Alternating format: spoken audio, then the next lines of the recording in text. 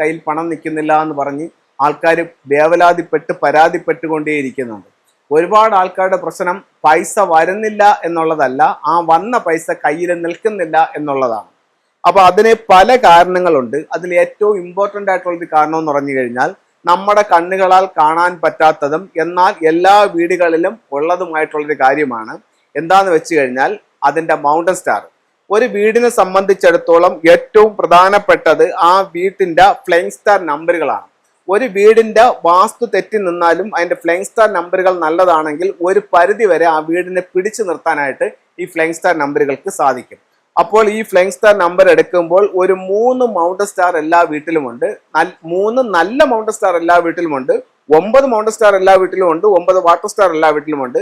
അതിൽ 3 mountain star നല്ലതാണ്. അതിൽ നല്ല 3 മൗണ്ടൻ സ്റ്റാർ ആയ 9, 2, 1 ഒരു ബെഡ്റൂം ഇല്ലാത്ത ഏതൊരു വീടിനെ സംബന്ധിച്ചിടത്തോളം ആ വീട്ടിൽ സമ്പത്ത് നിൽക്കില്ല. എത്ര കൊണ്ട് വന്നാലും നാളേക്ക് 10 പൈസ മാറ്റി വെക്കാനായിട്ട് സാധിക്കില്ല.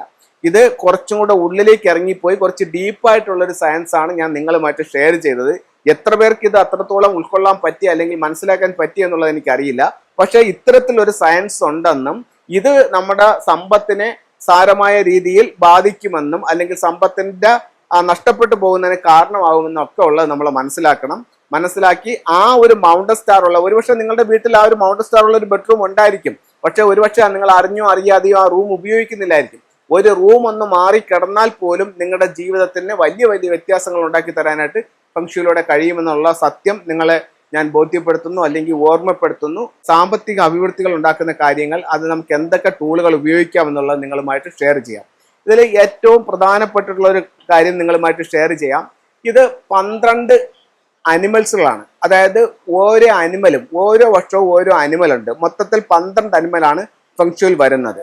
ഇത് ഓരോ വ്യക്തിയുടെ ഡേറ്റ് ഓഫ് ബർത്ത് അനുസരിച്ചിട്ട് ഓരോ അനിമൽ ഉണ്ടാവും. അപ്പൊ ഈ 12 അനിമൽസ് എന്ന് പറയുന്നത് ഒന്ന് മങ്കി, അടുത്തത് pig, snake, horse, rabbit, rooster, sheep, dog, ox, dragon, rat, tiger, ഇങ്ങനെയാണ് 12 അനിമൽസ് വരുന്നത്. അതിൽ നിങ്ങൾ ജനിച്ച വർഷത്തിൽ അനിമൽ ഏതാണെന്ന് മനസ്സിലാക്കുക.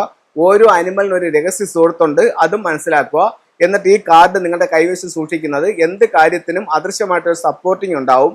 നമുക്കൊരു ദോഷപ്പെട്ട സമയമാണെങ്കിലും അതിനെ അതിജീവിക്കാനായിട്ട് ഈ കാർഡ് കൊണ്ട് സാധിക്കുമെന്നാണ് ഫെങ്ഷുയിൽ പറയുന്നത്. അടുത്തതായിട്ട് 1-2 ടൂളും കൂടെ പരിചയപ്പെടുത്താം. ഇത് ഒരു പഗോഡ ടവർ ആണ്. കുട്ടികളുടെ വിദ്യാഭ്യാസത്തിന് ഏറ്റവും നല്ലൊരു ടൂളായി ഫെങ്ഷുയിൽ കണക്കാക്കുന്നു. അതോടൊപ്പം തന്നെ ഇത് ഭാര്യയും ഭർത്താവും നിങ്ങളുടെ ഐക്യത്തിനും സ്നേഹത്തിനും വേണ്ടി മണ്ടേരിയൻ ഡക്സും വയ്ക്കാം. അപ്പോൾ ഇത്തരത്തിലുള്ള ഓരോ ചിത്രങ്ങളും രൂപങ്ങളും നിങ്ങളുടെ ജീവിതത്തിൽ വലിയ വലിയ വിജയങ്ങൾ ഉണ്ടാക്കി തട്ടെന്ന് പ്രാർത്ഥിച്ചുകൊണ്ട് നിർത്തുന്നു. നന്ദി, നമസ്കാരം.